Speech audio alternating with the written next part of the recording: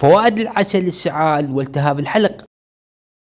يعمل العسل على تثبيط السعال المستمر على نحو فعال مشابه لدواء ديكستروميثورفان المضاد للسعال، كما يساعد في قتل البكتيريا المسببة لالتهاب الحلق والجهاز التنفسي العلوي.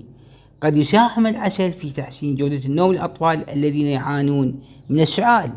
تشير العديد من الأبحاث إلى أن العسل علاج فعال وآمن للسعال عند الأطفال من الأدوية المستخدمة بدون وصفة طبية، حيث يساعد في إزالة البلغم والتهاب الحنجرة وتخفيف الكحة، وبهذا يدخل في صناعة العديد من أدوية الكحة. كذلك يمكن استعمال للسعال الحلوى، حلوى النعناع، زاهيمنت، ولا ننسى تجنب التيارات الباردة من الهواء.